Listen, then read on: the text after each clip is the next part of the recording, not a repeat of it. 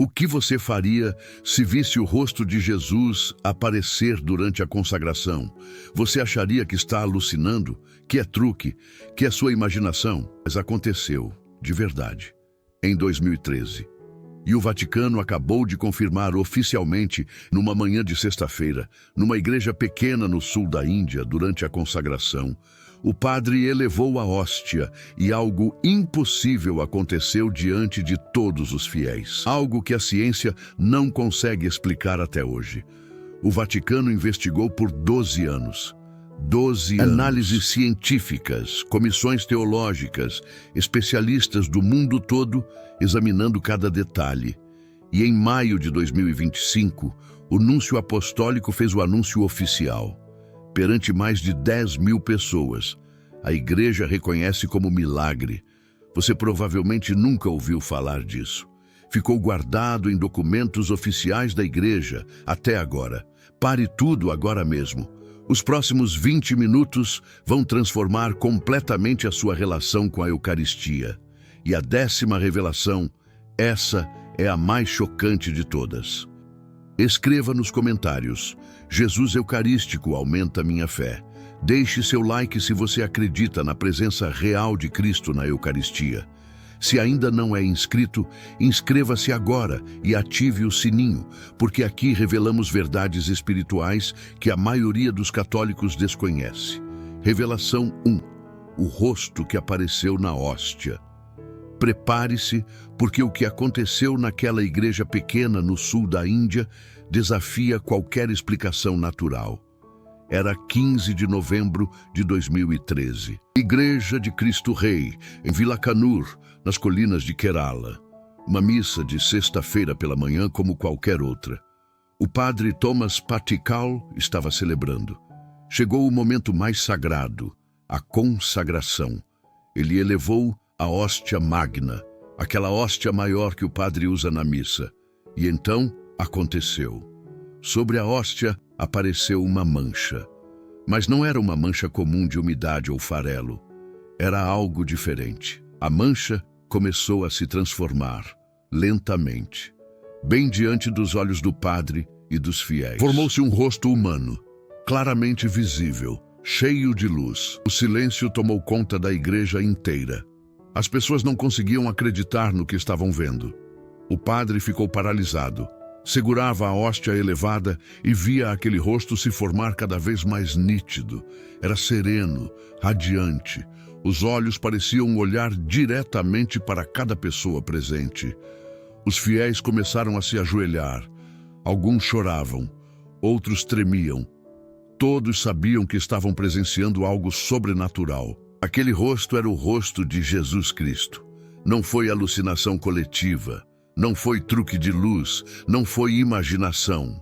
O padre imediatamente guardou a hóstia com reverência, comunicou às autoridades eclesiásticas. A investigação começou naquele mesmo dia. Mas aqui está o que a maioria das pessoas não sabe.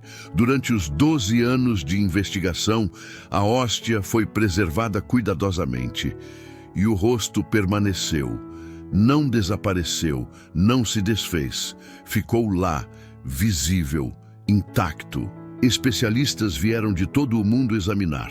Primeiro pensaram que poderia ser mofo, fungo, algo biológico crescendo no pão. Testaram. Nada. Pensaram que poderia ser algum tipo de pigmento, tinta, substância adicionada. Analisaram quimicamente. Nada.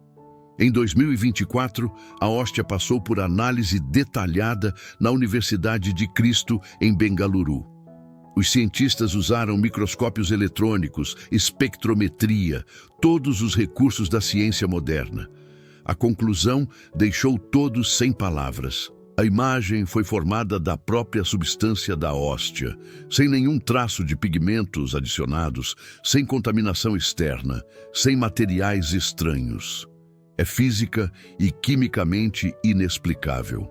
A imagem está incorporada no próprio pão eucarístico, de uma forma que a ciência não consegue replicar nem entender. Um dos cientistas declarou em off: "Passei 30 anos estudando materiais. Nunca vi nada assim.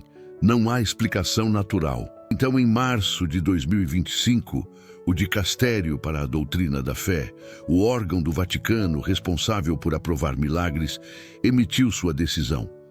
Não há obstáculo doutrinal ou canônico para reconhecer o evento de Vila Canur como um sinal eucarístico extraordinário.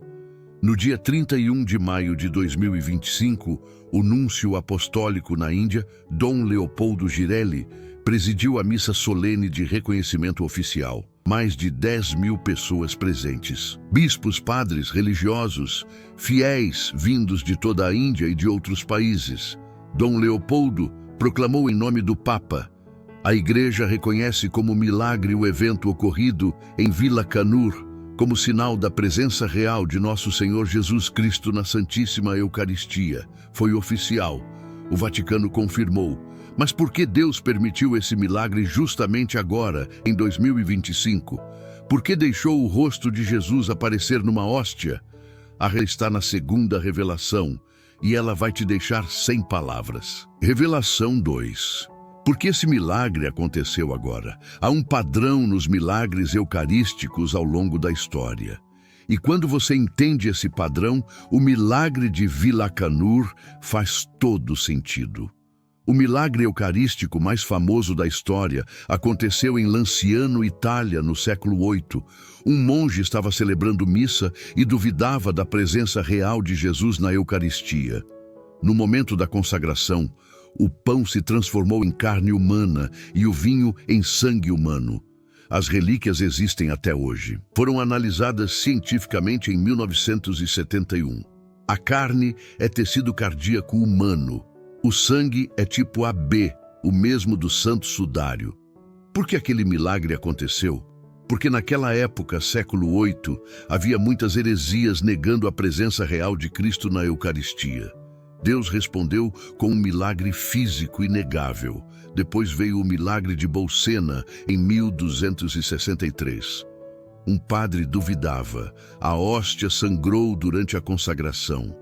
O Papa Urbano IV instituiu a festa de Corpus Christi por causa desse milagre. Época de dúvidas sobre a Eucaristia. Deus respondeu com sinal visível. Nos últimos 20 anos, houve uma explosão de milagres eucarísticos reconhecidos. Buenos Aires em 1996, Sokółka na Polônia em 2008, Legnica também na Polônia em 2013. E agora, Vila Canur em 2013, reconhecido em 2025.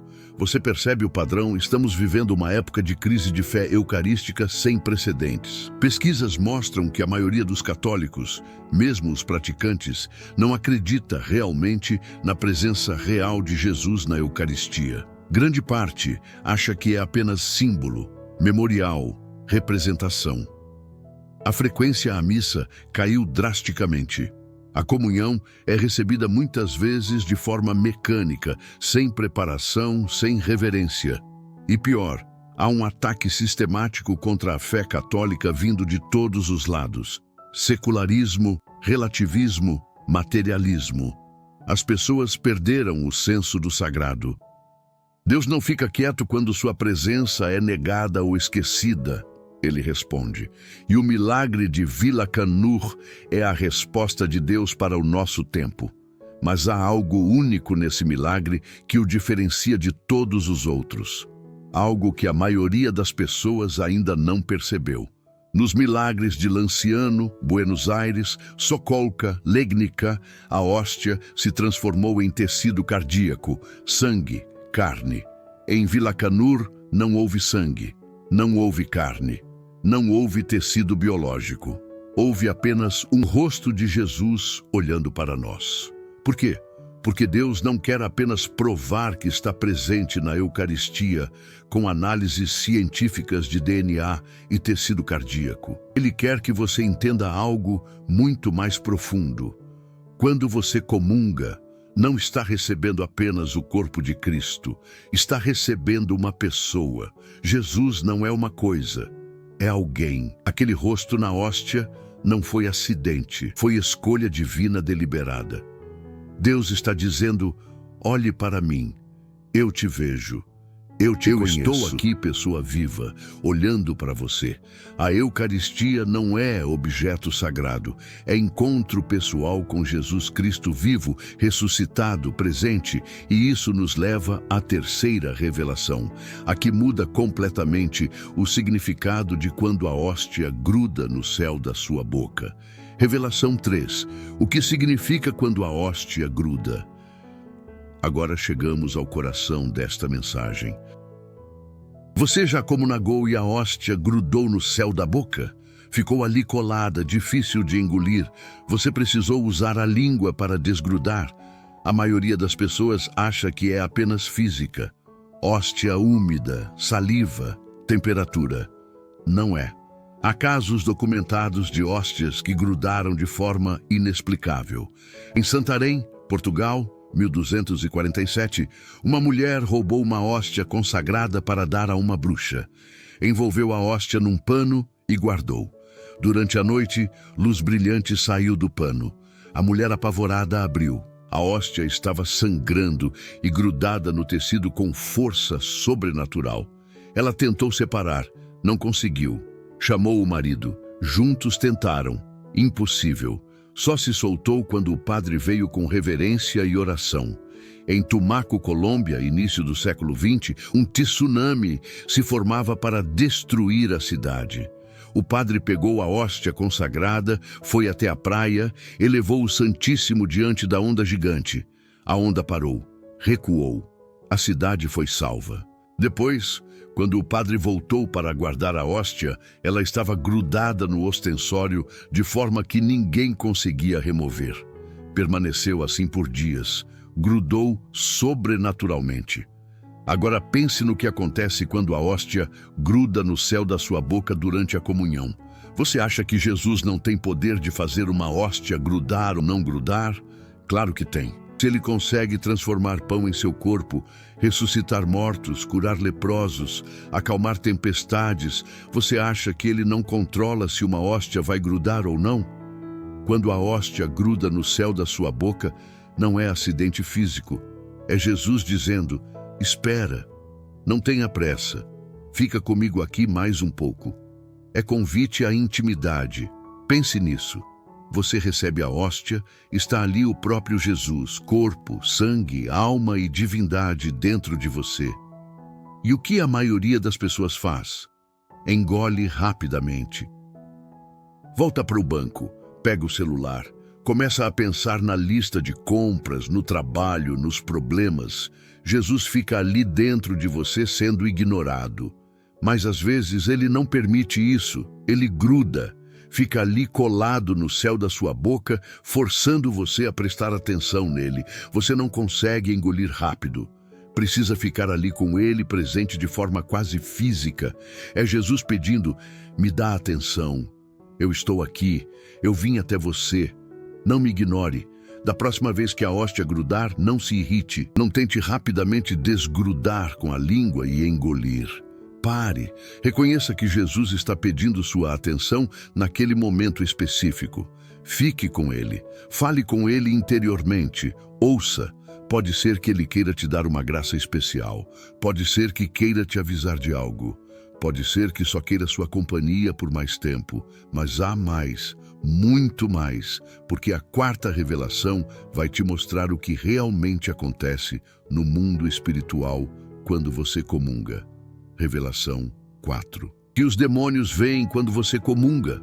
Prepare-se, porque esta revelação é chocante. Existe uma realidade espiritual invisível acontecendo o tempo todo ao nosso redor. Anjos, demônios, almas, tudo numa dimensão que nossos olhos físicos não enxergam. Os demônios veem você o tempo todo. Eles te observam, te tentam, te atacam.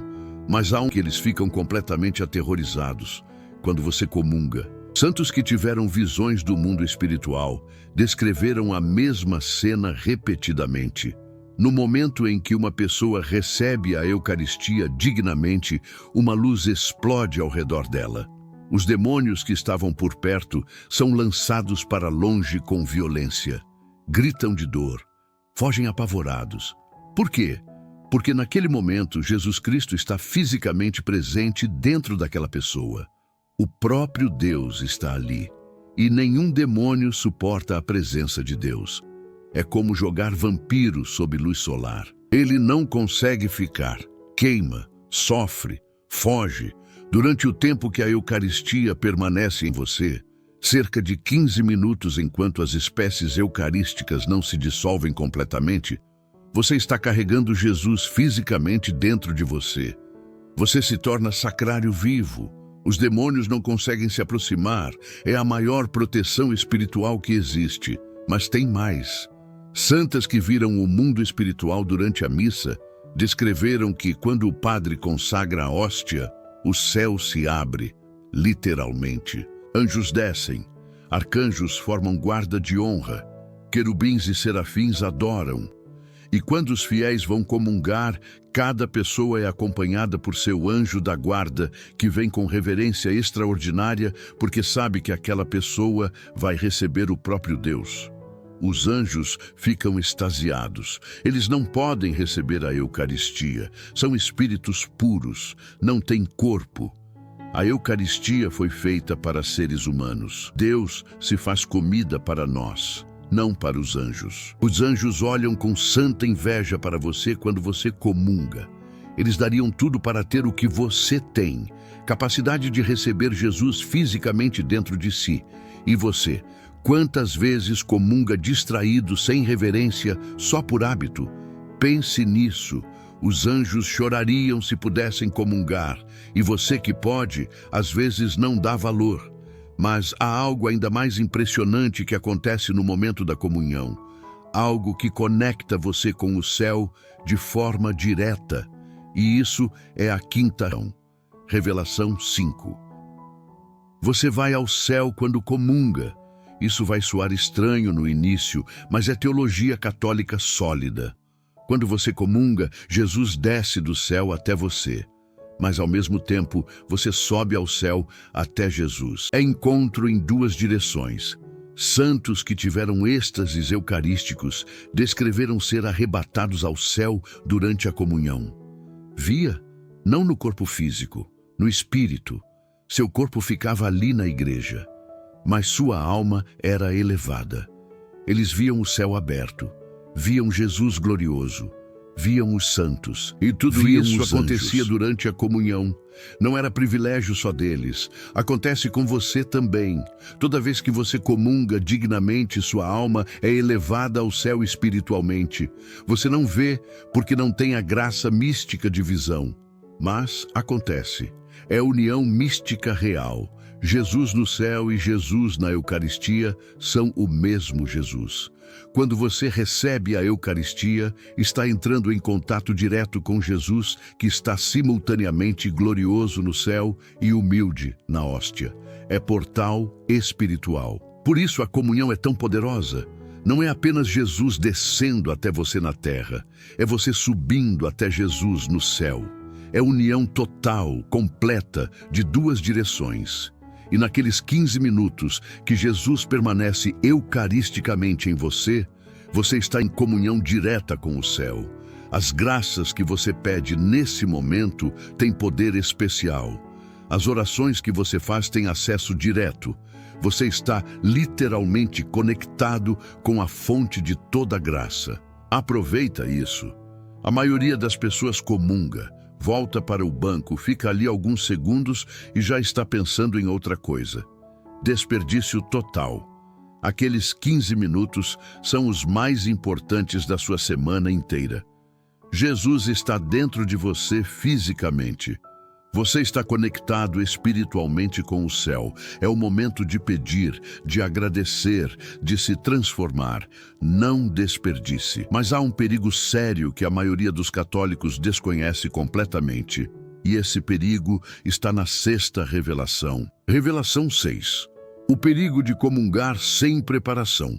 Agora precisamos falar de algo sério, muito sério. A Eucaristia é o maior tesouro do universo, mas pode se tornar o maior perigo se você não a receber dignamente.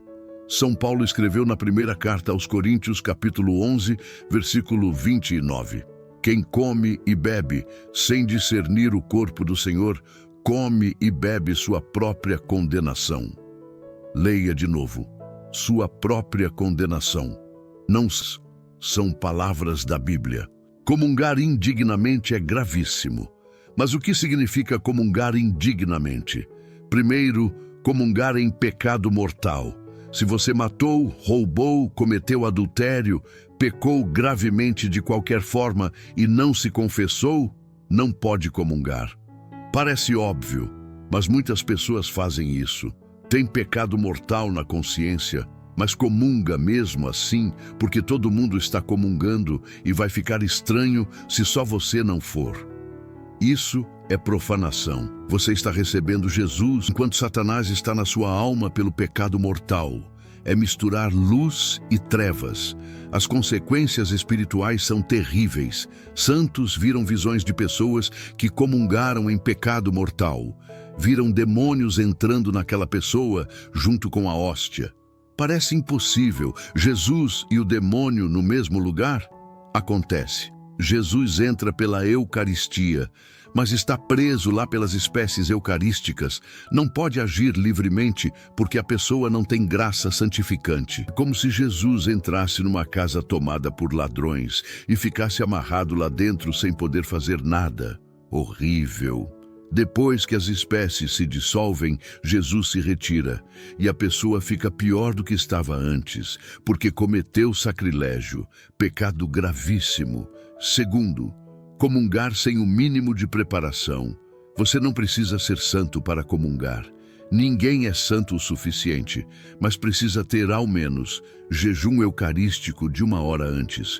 No mínimo, água pode, remédio pode, mas comida e bebida não.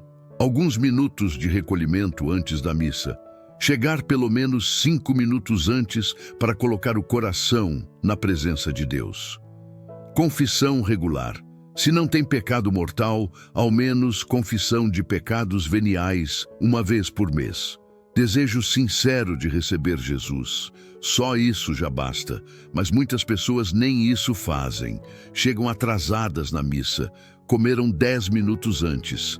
Não se confessam há anos, não têm o mínimo desejo, vão comungar só porque é o que se faz. Resultado, comunhão sem fruto. Ou pior, comunhão que traz malefício espiritual. Santos viram em visões pessoas que comungaram sem preparação adequada. A hóstia entrou nelas, mas não produziu nenhuma graça. Era como jogar semente em pedra. Não germina, desperdício total. Pior, havia casos de pessoas que comungavam regularmente sem preparação e os demônios ganhavam poder sobre elas, não perdiam. Por quê? Porque comunhão sem as condições mínimas não é protegida pela graça, vira ato vazio, e o vazio espiritual atrai o mal. Você está entendendo a gravidade? Eucaristia não é magia, não funciona automaticamente, precisa de disposição de alma. Antes de comungar na próxima missa, pergunte-se sinceramente: estou em pecado mortal? Se sim, não comungue. Confesse-se primeiro. Fiz jejum de 1 hora? Se não, espere. Cheguei com antecedência para preparar meu coração? Se não, mude isso. Tenho desejo sincero de receber Jesus? Se não, peça esse desejo em oração. Não brinque com a Eucaristia. É o próprio Deus. Mas quando você comunga dignamente, mesmo com todas suas imperfeições e fraquezas, algo extraordinário acontece. E isso está na 7ª, Revelação 7, como uma comunhão digna muda sua vida. Agora vamos falar dos efeitos práticos da Eucaristia quando recebida com as condições certas. A Eucaristia não é troféu espiritual que você ganha e guarda numa prateleira. É alimento. Alimento que transforma você de dentro para fora. Mas a transformação não acontece automaticamente. Depende de como você recebe e o que você faz depois. Primeira coisa que acontece quando você comunga dignamente: aumento de graça santificante. Graça santificante é a presença de Deus na sua alma. É o que te torna filho de Deus, templo do Espírito Santo, herdeiro do céu. Cada comunhão digna aumenta essa graça. É como encher um copo com água. cada comunhão adiciona mais. Quanto mais cheia sua alma estiver de graça, mais santa você se torna, mais forte espiritualmente, mais protegido contra o mal. Segunda coisa, enfraquecimento das paixões desordenadas. Paixões desordenadas são aqueles desejos ruins que te puxam para baixo. Raiva, luxúria, preguiça, gula, orgulho. Cada comunhão digna enfraquece essas paixões um pouquinho. Não é imediato, não é mágico. Mas ao longo do tempo, se você comunga regularmente com devoção, vai perceber que aquele pecado que te dominava começa a perder força. Você resiste mais facilmente, cai menos, se levanta mais rápido. É efeito direto da Eucaristia. Terceira coisa, união mais profunda com Jesus. Quanto mais você comunga, mais você conhece Jesus de forma íntima, pessoal. Não é conhecimento intelectual, é conhecimento de coração. Você começa a sentir presença dele na sua vida de forma mais real. Nas decisões difíceis, você ouve a voz dele mais claramente. Nas tentações, você sente a força dele mais poderosamente. Nas tristezas, você experimenta o consolo dele mais profundamente. Quarta coisa, preparo para a morte. Toda comunhão digna é preparo para a morte. Parece mórbido, mas não é. A realidade é que você não sabe quando vai morrer. Pode ser daqui a 50 anos ou daqui a 5 minutos. Cada comunhão te prepara aquele momento final. Queima imperfeições, aumenta a graça, fortalece a alma. Santos que comungaram diariamente durante a vida tiveram mortes santas, morreram em paz, sem medo, prontos. Quinta coisa, proteção contra o mal. Já falamos que demônios fogem quando você comunga, mas o efeito dura. Uma pessoa que comunga frequentemente com devoção tem proteção espiritual muito maior do que uma que não comunga. Demônios têm mais dificuldade de tentar, maldades têm menos poder, más influências te afetam menos. É escudo espiritual real. Mas atenção! Só funciona se você comunga dignamente e frequentemente. Uma comunhão por ano na Páscoa não protege ninguém. Precisa ser regular. O ideal é diariamente. Se não pode, ao menos aos domingos e alguns dias de semana. Quanto mais, melhor. Santos comungavam diariamente. Alguns até recebiam permissão especial para comungar 2 vezes no mesmo dia, porque sabiam o tesouro que estavam recebendo. Imagine que te oferecessem R$1 milhão todo dia. Você iria receber ou ia dizer não? Só quero receber aos domingos? Claro que iria todo dia. A Eucaristia vale infinitamente mais que R$1 milhão. Vale mais que todas as riquezas do mundo combinadas. E está disponível para você todo dia. Basta ir à missa. Mas tem um último detalhe crucial sobre frequência que está na 8ª. Revelação 8. Por que Jesus quer que você comungue frequentemente? Tem católico que diz, não comungo sempre, porque não sou digno. Só vou comungar em ocasiões especiais quando estou mais preparado. Parece humildade, mas é orgulho disfarçado. Por quê? Porque você nunca será digno. Nunca. Nenhum ser humano é digno de receber Deus. Nem os santos eram dignos. A diferença é que os santos sabiam disso e comungavam mesmo assim, confiando na misericórdia de Deus. Já a pessoa orgulhosa acha que precisa estar num nível espiritual alto antes de comungar. Está colocando a confiança nela mesma. Não, Jesus não espera que você seja perfeito antes de comungar. Ele espera que você seja humilde e desejoso. Só isso. Se você tem essas 2 coisas, mesmo com todos os seus defeitos e fraquezas, Jesus quer você na comunhão. Todos os dias, se possível. Por que Jesus insiste tanto nisso? Porque ele sabe que você é fraco. Espiritualmente, você é uma criança tropeçando no escuro, precisa de força espiritual constante. E essa força vem da Eucaristia, é alimento espiritual. Você não come fisicamente só uma vez por semana, come todo dia, várias vezes por dia. Por quê? porque seu corpo precisa de energia constante, sua alma também precisa de energia espiritual constante, e essa energia vem principalmente da Eucaristia. Se você só comunga aos domingos, é como se você só comesse fisicamente uma vez por semana. Vai ficar fraco, doente, sem forças. Espiritualmente é igual. Santos que comungavam diariamente cresciam rapidamente em santidade, resistiam às tentações com facilidade, irradiavam paz e alegria. Santos que comungavam raramente cresciam devagar, lutavam muito mais, sofriam mais com as paixões. A diferença era a frequência da comunhão. Agora, claro, tem situações práticas que impedem comunhão diária. Trabalho, distância da igreja, saúde, responsabilidades familiares. Tudo bem, Jesus entende. O importante é a disposição interior. Se você pode comungar diariamente, faça. Se só pode aos domingos e em alguns dias de semana, faça o máximo que conseguir, mas sempre com desejo de mais.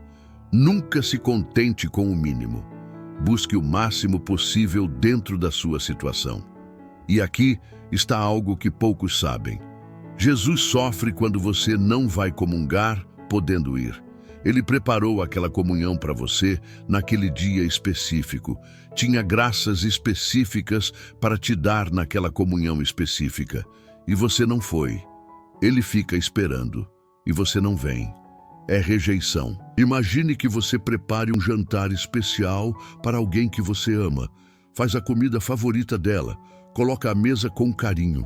Espera. E a pessoa não vem. Sem avisar. Sem motivo grave. Só não quis. Como você se sentiria? Jesus se sente assim quando você pode comungar, mas não vai.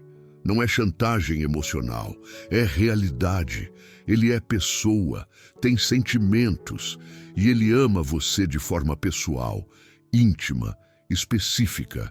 Cada comunhão que você perde é dor para o coração dele. Pense nisso na próxima vez que você disser: hoje não vou à missa, estou cansado. Você tem direito de ficar cansado, é humano, mas Jesus te convida mesmo assim. Será que o cansaço vale mais que Jesus? Agora chegamos à 9ª revelação, e essa vai mexer com você profundamente. Revelação 9. O que acontece quando você comunga pela última vez? Todo mundo tem uma última comunhão. Você não sabe quando será a sua. Pode ser daqui a 50 anos ou pode ser amanhã. A comunhão que você recebeu no último domingo pode ter sido sua última. Você não sabe, mas Jesus sabe.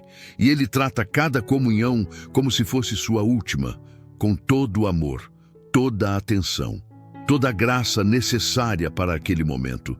Por isso, você deveria tratar cada comunhão da mesma forma, como se fosse a última. Santos faziam isso. Cada comunhão era recebida com a intensidade de quem sabe que pode ser a última. E para muitos, foi realmente. Santa Teresinha do Menino Jesus recebeu sua última comunhão semanas antes de morrer. Estava muito doente, quase não conseguia engolir, mas fez questão de comungar. E aquela comunhão foi sua despedida de Jesus eucarístico nesta terra. São João Paulo II celebrou sua última missa dias antes de morrer, já muito fraco. Mal conseguia falar, mas consagrou a Eucaristia. Comungou. Foi sua última comunhão. Você sabe qual será a sua? Não, mas pode se preparar para que quando chegar, você esteja pronto. Como? Vivendo cada comunhão com intensidade. Nunca saia de uma comunhão sem ter tirado dela o máximo possível de graça, de amor, de transformação, porque aquela pode ser a última. E a última comunhão tem poder especial. A Igreja sempre soube disso. Por isso criou o sacramento da unção dos enfermos e o viático, que é a comunhão dada aos moribundos. Viático significa provisão para a viagem. É a Eucaristia que você leva para a viagem final, da morte para a eternidade. E essa comunhão tem poder de defender você no julgamento particular. Santos que tiveram visões do julgamento particular viram algo impressionante. Quando uma alma chega diante de Jesus, logo após a morte, os demônios acusam, listam todos os pecados, exigem justiça. Mas se aquela alma comungou recentemente, especialmente no dia da morte ou perto, Jesus argumenta a favor dela. Ele diz: esta alma me recebeu há poucas horas. Eu estava nela. Como não vou defendê-la agora? E mostra suas chagas gloriosas. A balança vira. Os demônios fogem. A alma é protegida. Não significa salvação automática. Se a pessoa está em pecado mortal, nem Jesus pode salvá-la contra a vontade dela. Mas se a pessoa está em graça, mesmo que imperfeita, a última comunhão é escudo poderosíssimo. Reduz tempo de purgatório, ameniza sofrimento, acelera entrada no céu. Por isso, se você souber que vai morrer em breve por doença, velhice, qualquer motivo, faça tudo para comungar o máximo possível nos últimos dias. Cada comunhão é defesa adicional, proteção adicional, misericórdia adicional. E se alguém que você ama está morrendo, não deixe de chamar o padre, mesmo de madrugada, mesmo com dificuldade.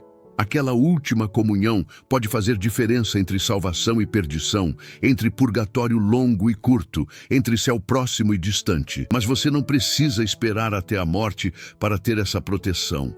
Pode tê-la agora. Toda comunhão bem recebida é preparo para a morte. Cada uma queima pecados veniais, enfraquece apego às coisas terrenas, fortalece a alma. Quando chegar sua hora, se você comungou bem durante a vida, estará preparado.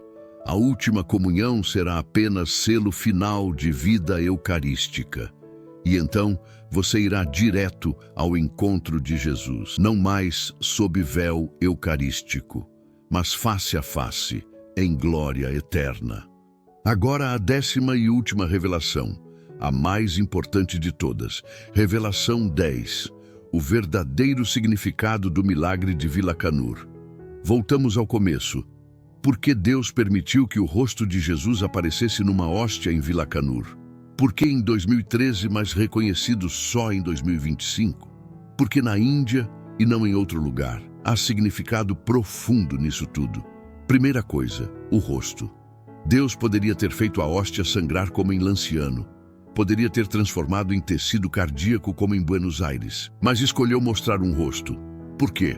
Porque o problema do nosso tempo não é apenas duvidar da presença real de Jesus na Eucaristia. O problema é esquecer que Jesus é pessoa. Muita gente trata Jesus como conceito teológico, doutrina, religião, tradição.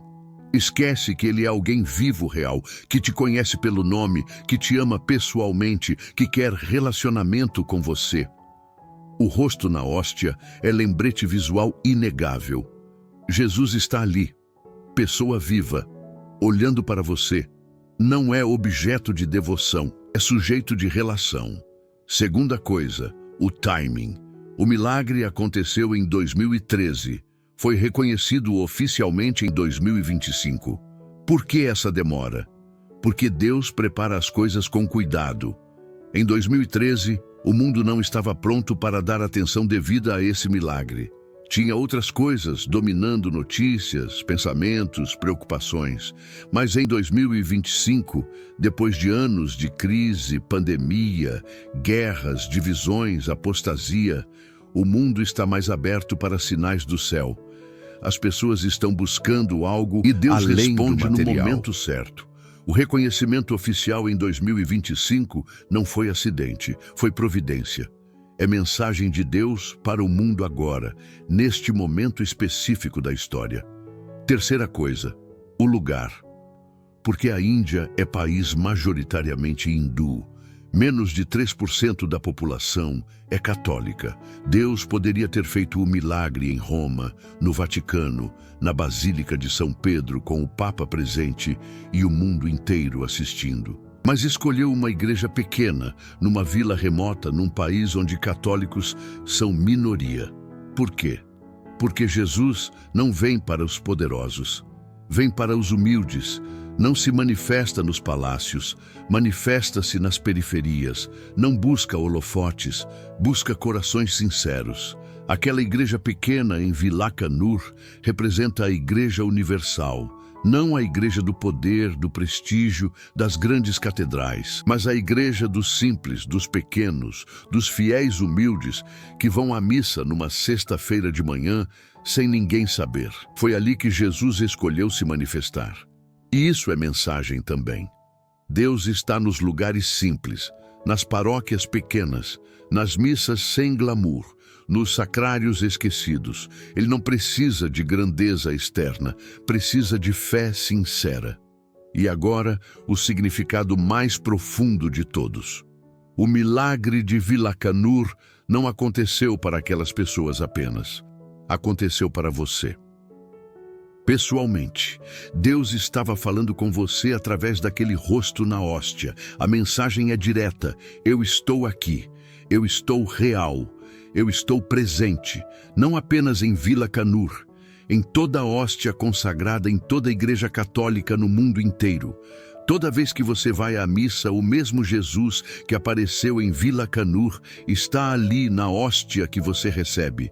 Você não vê o rosto com os olhos físicos, mas ele está ali, corpo, sangue, alma, divindade, o mesmo que foi crucificado, o mesmo que ressuscitou.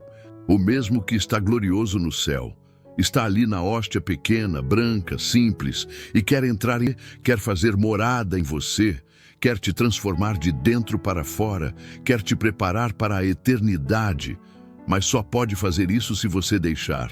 Se você comungar com fé, com amor, com desejo sincero. O milagre de Vilacanur é convite. Deus está dizendo, olhe para mim, acredite em mim, receba-me dignamente. Deixe-me agir na sua vida. Você vai responder. Se estas revelações tocaram seu coração, se mudaram algo na sua forma de ver a Eucaristia, preciso pedir algo importante. Deixe seu like agora. Isso ajuda outras pessoas a descobrirem essas verdades. E nos comentários, escreva qual destas 10 revelações mais te impactou. Compartilhe o que você sentiu. Compartilhe este vídeo com alguém que você ama. Pode ser que essa pessoa precise redescobrir Jesus Eucarístico. Você pode ser instrumento de Deus para isso. Agora, você sabe o que realmente aconteceu em Vilacanur. Você sabe o que o Vaticano reconheceu oficialmente. Você sabe o significado espiritual profundo de tudo isso. E isso muda tudo. A partir de hoje, sua relação com a Eucaristia não pode ser mais a mesma. Cada vez que você for comungar, lembre-se, não é ritual, é encontro. Jesus desce do céu até você, entra em você, une-se a você da forma mais íntima possível. Como está escrito no Evangelho de João, capítulo 6, versículo 56. Quem come minha carne e bebe meu sangue, permanece em mim e eu nele. Faz sentido agora. Você permanece em Jesus e Jesus permanece em você. É união real, física, espiritual, total. E tudo isso acontece na comunhão. Se você está longe da Eucaristia, volte, confesse-se, recomece. Não importa há quanto tempo, não importa o que você fez, Jesus te espera. Se você comunga, mas sem preparação, sem devoção, mude. Chegue mais cedo na missa, faça jejum, prepare o coração, Jesus merece. Se você já comunga bem, continue. E busque comungar ainda mais frequentemente. Se puder todo dia, faça. Jesus quer você. A Eucaristia é o maior tesouro que você tem acesso nesta vida. Não desperdice. Nos comentários, conte sua história. Você já teve alguma experiência especial relacionada à Eucaristia? Já sentiu a presença de Jesus de forma forte durante a comunhão? Compartilhe. Outros precisam ouvir. Se ainda não é inscrito no canal, inscreva-se agora e ative o sininho. Aqui você encontra verdades espirituais que transformam vidas. E lembre-se, o rosto que apareceu na hóstia em Vilacanur está olhando para você agora. Jesus te vê, Jesus te conhece, Jesus te ama e te espera na próxima comunhão. Até o próximo vídeo.